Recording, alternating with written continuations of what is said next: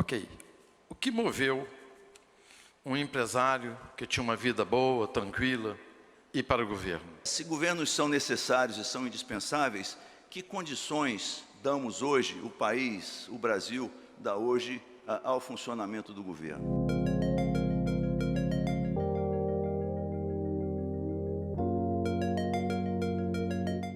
Boa noite, senhoras e senhores. Boa noite, panelistas. É uma honra receber vocês aqui no painel Desemaranhando o Brasil, encerrando as atividades do primeiro dia do Fórum da Liberdade. Em 1776, pouco menos de 250 anos atrás, Adam Smith escreveu sua magnum opus, A Riqueza das Nações. Nesta obra, Smith tentava desvendar o motivo por que algumas nações prosperam e outras não. Detalhou como a livre interação entre as pessoas, através da livre iniciativa, promove o bem-estar social. A mão invisível do mercado, apontava. No Brasil, veio uma situação totalmente oposta que Adam Smith descrevia que um país deveria ter para alcançar a prosperidade. No ranking de 2019 da Heritage Foundation, lista que destaca os países mais livres do mundo, o Brasil encontra-se na 150ª posição de 180 países analisados, ficando atrás de países como Haiti, Etiópia, Paquistão, Senegal, entre outros. No ranking da Doing Business, que demonstra os melhores países para se fazer negócios, o Brasil assume a 109ª posição de 190 países. Esses são alguns dos pontos que demonstram o emaranhado que o nosso país vive atualmente.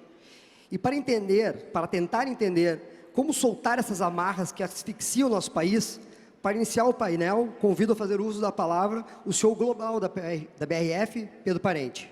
Boa noite, senhoras e senhores.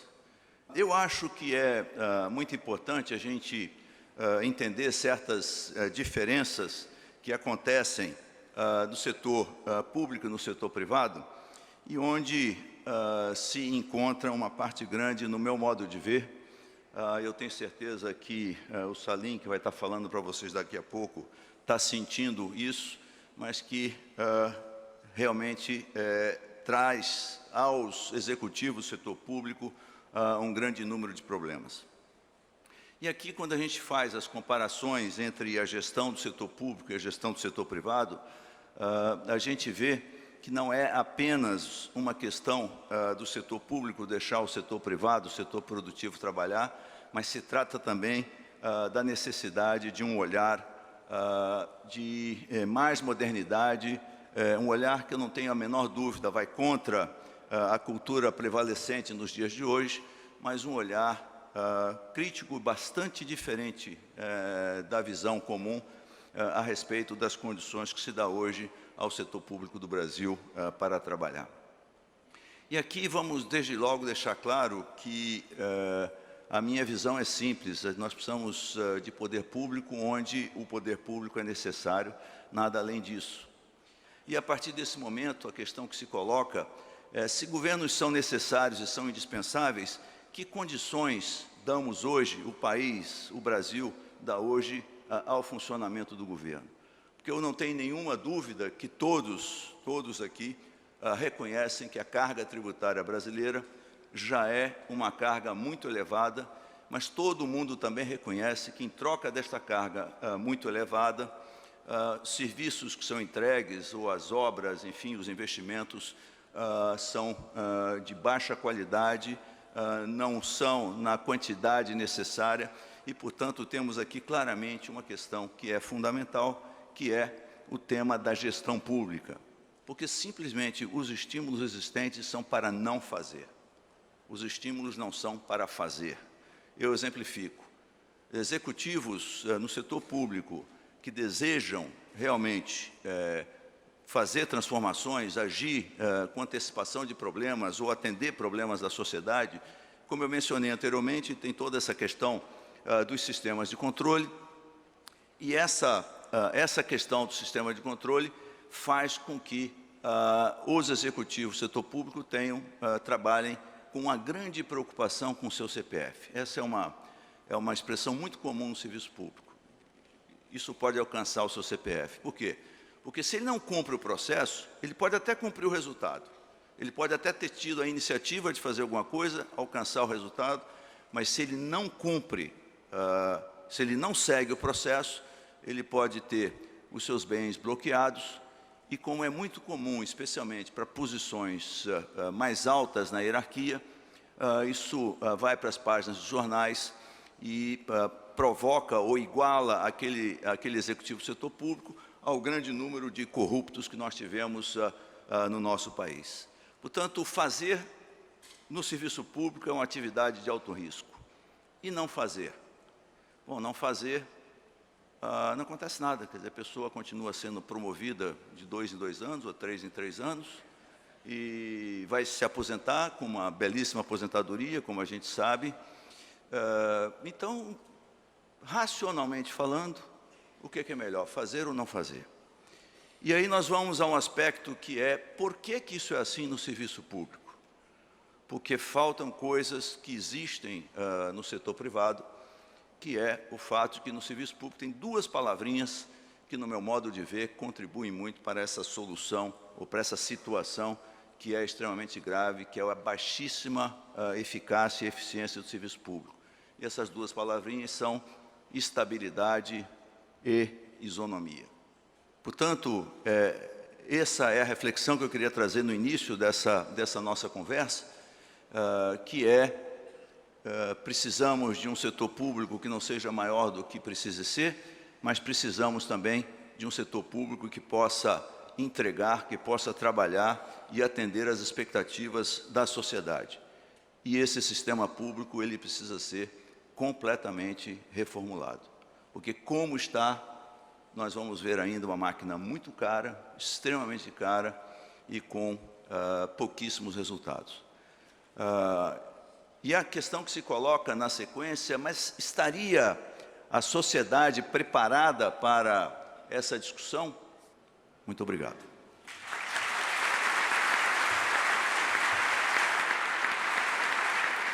A seguir, ouviremos o economista e ex-presidente do Banco Central, Gustavo Franco. Muito boa noite a todos.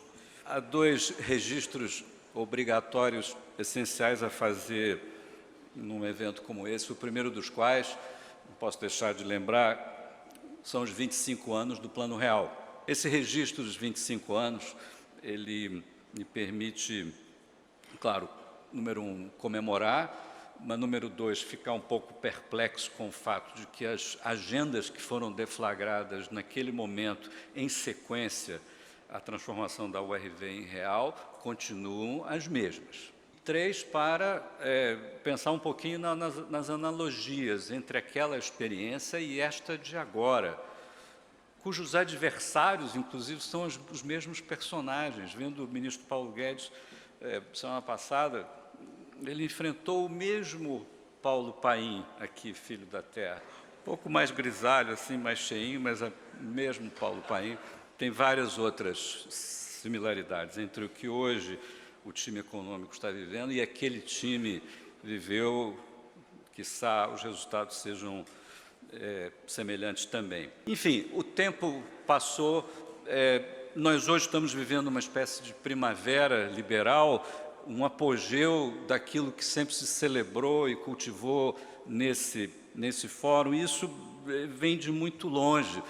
Tem várias razões para explicar por que dessa primavera, porque de repente essas nossas ideias hoje estão tão populares, tão interessantes, tem 3 explicações. Uma são, não vou desenvolver aqui, as ideias são melhores do que as outras ideias mais à esquerda sobre desenvolvimento econômico. Isso acho que estamos todos convencidos, não precisamos explorar. A segunda são imperativos práticos, que trouxeram essas ideias para o centro dos debates e elas se mostram melhores do que as outras. E a terceira razão, já explico o que é, chama-se Dilma Rousseff. Tá? Muito bem, dos imperativos práticos, deixa eu lhes oferecer um pouquinho de economês aqui, um pouquinho de conta. O Brasil cresce pouco, a Ásia cresce muito. O crescimento é determinado por uma coisa chamada formação bruta de capital fixo, o CAPEX das empresas, o CAPEX do país, tem esse nome, e a gente mede em percentual do PIB. Na Coreia do Sul é 30% a 35% do PIB, na China é 40%, no Brasil é 15%. Não é um acidente que a gente cresce 2%, ao ano, e olhe lá, suando, porque todo ano a gente investe, o CAPEX é muito pequenininho, 15% do PIB.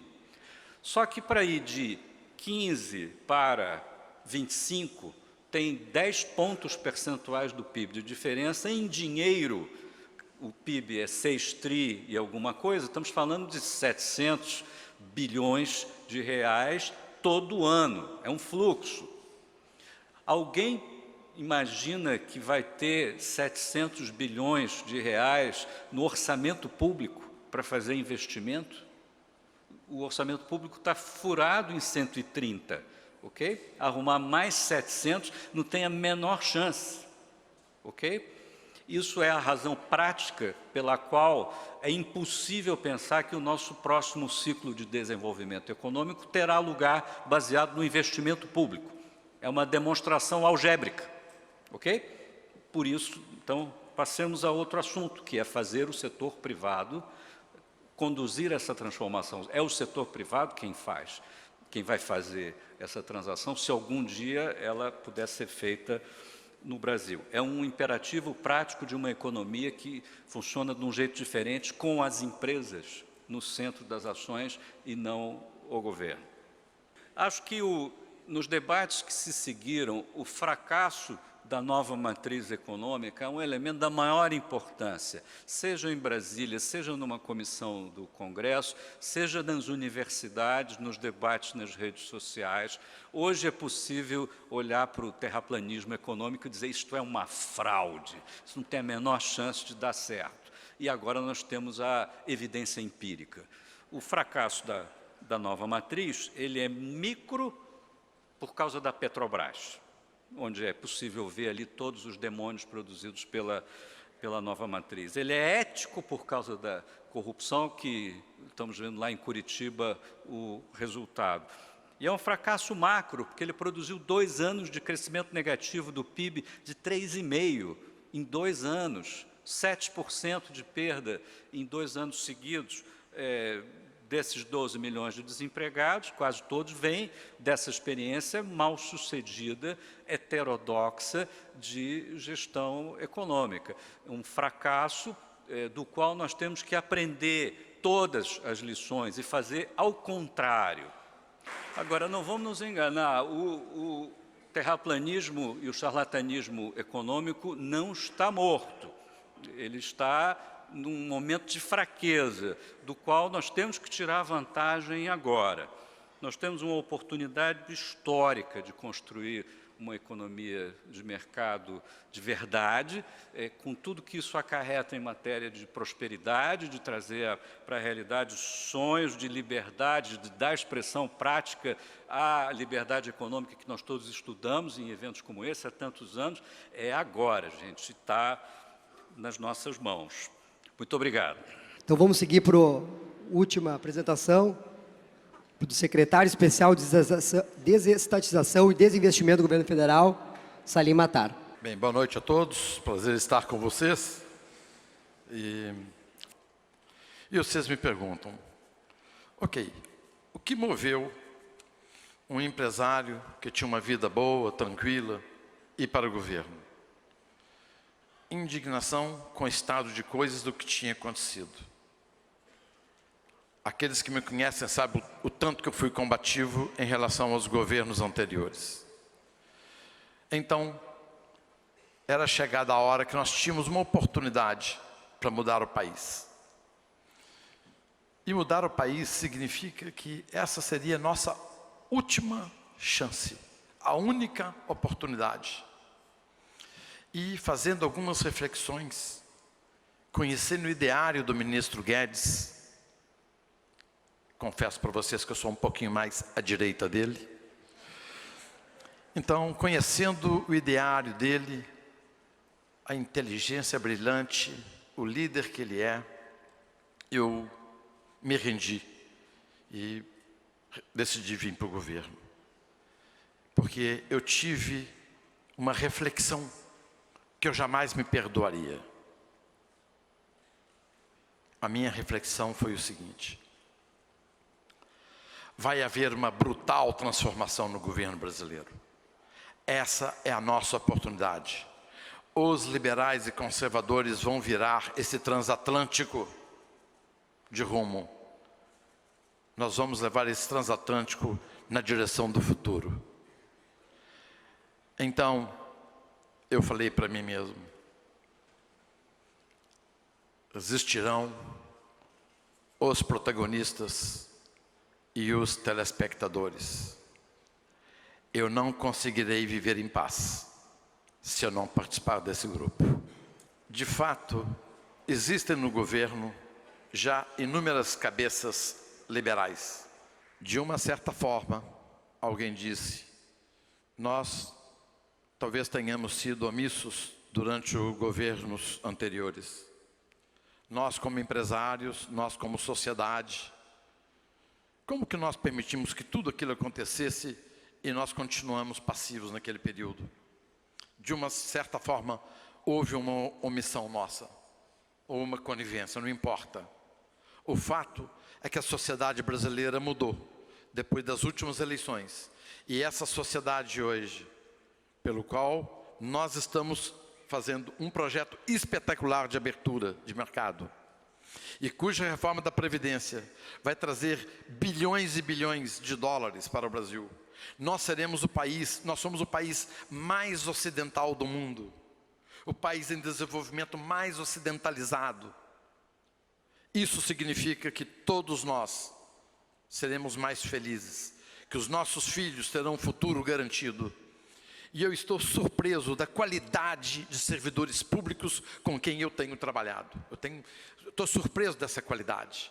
Então, tenho tido apoio espetacular de muitos servidores e não tem sido difícil trabalhar no setor público. Tem sido fácil. Difícil está sendo privatizar empresas. Esse sim está sendo muito difícil. Gente, boa noite, obrigado.